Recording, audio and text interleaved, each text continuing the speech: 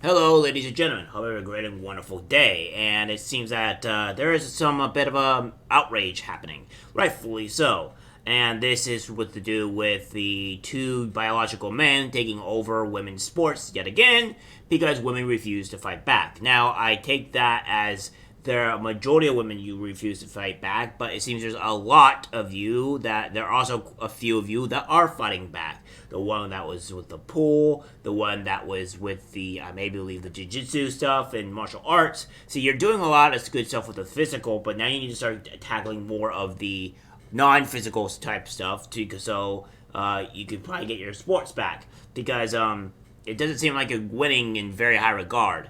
And what I mean by physical is that physically, when it comes down to not hand-to-hand combat, I guess would be the correct one, because in the physical category across all boards, you're just straight up losing. Now, I understand that some people are complaining about what does it mean about the pool and stuff like that, which I understand. However, it's about setting a standard. It's about setting a message that you don't do this type of thing and take over people's sports. Now, we have this here, where outrage as transgender women take gold and silver medals at Illinois Cycling Championships. This makes me sick to my stomach. A pair of transgender women won first and second place in a female race at the Illinois State Cyclocross Championships over the weekend, sparking fury among advocates for women's athletics. The championships were held on December 3rd and comprised of a dozen different competitions divided into men, women, and junior athlete categories. But two biological men placed atop the podium for the women's single speed category. Kristen Chalmers, the bronze medalist, was the sole biological woman on a podium that included Telsha Johnson and Evelyn Williamson. According to Redox, Chicago Cross Cup's website note that it will disqualify anyone who practices discrimination or harassment of any kind on the basis of race, color, religion, age, gender, sexual orientation, gender identification, poverty, blah blah blah blah blah. Blah blah blah blah blah. News of the gold and silver wins by the transgender athletes. It lit up X as women's sports advocates reacted in disgust and dismay to podium posts to podium spots that have been stolen from biologically female competitors. Look at this. Does this seem like these are women to you? Do they look like they're actually women? Because it doesn't. Look at this woman here. She seems very, very happy that she, for whatever reason, is now third place, getting beaten by two men. She seems quite happy. A little odd, don't you think? It's kind of annoying that this is going on.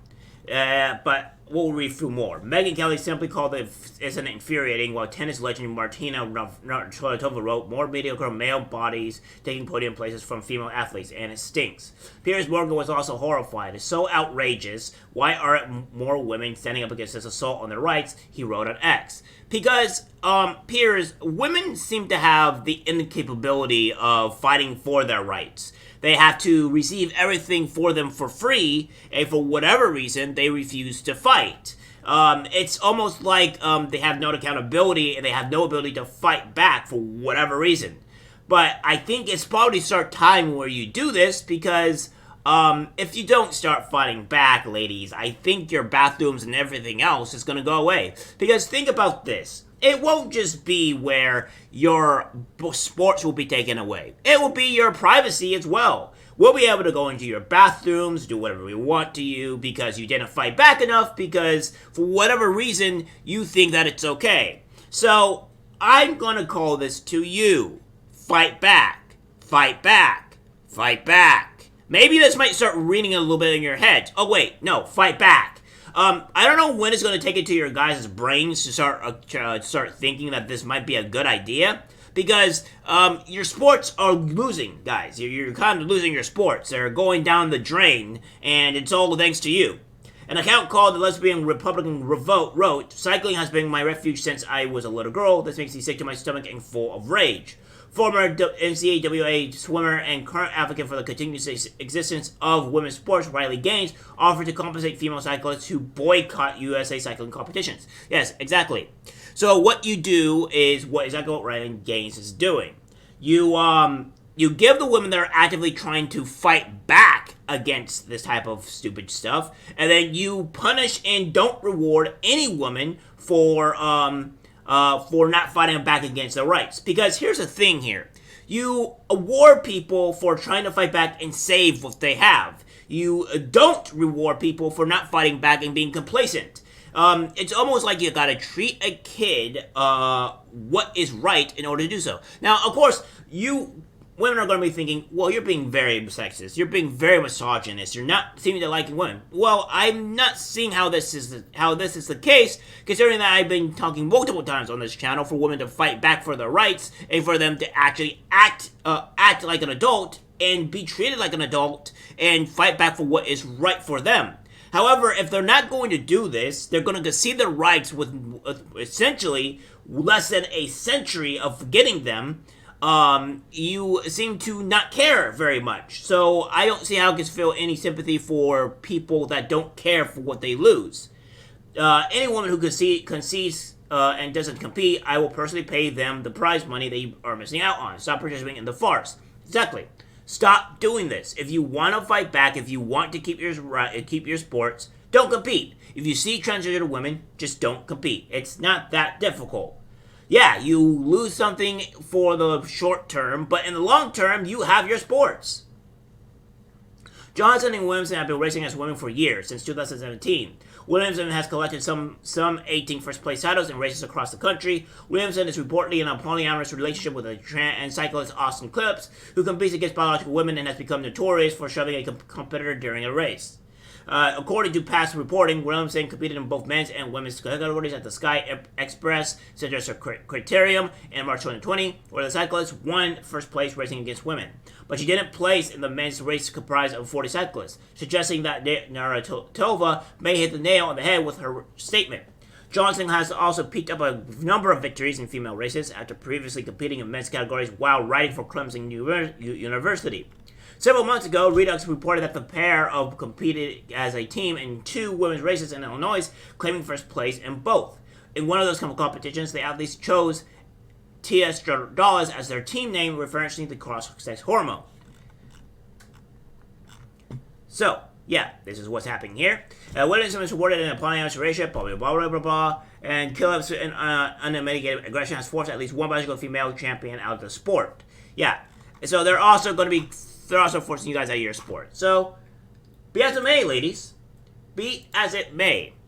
I think we have come across to where we're understanding where everything goes, right? We're seeing this in broad daylight. So I'm going to say this now. Your sports are gone. This is your fault. Your privacy, means your bathrooms and stuff, are next. So hope you're prepared for that. And if you don't start fighting back, I am afraid that you guys are going to lose everything. And no, stop it, ladies, stop it. Don't come to men. Don't come to the men. We warned you about this. We warned you. And then you gave us lip. You gave us backlash. You hated on us. You still hate on us. So, I'm going to find it pretty difficult for men to feel any sort of sympathy for you if you treat them the way you do. And the mere fact that you don't fight for your rights or anything at all is a problem. Now, I know this is completely contradictory to what I've been saying from the past, but saying congratulating you ladies for fighting back. And there are some of you fighting back. And good on you. I appreciate that. I want you guys to be able to keep your rights. However, this doesn't concern me. This won't concern me at all. Because I'll go around going along my way of having my own rights and my ability to enter my own sports and compete into your sports. And if I decide to want to beat the ever-living snot out of you in your own sports, I can do so because you didn't fight back for your ability for you guys to keep your rights and keep your sports. That's just the reality. It's time to wake up, ladies. It's harsh reality, and it's a little bit of tough love coming from me, but obviously you have to treat people as it will to really slap it in their face.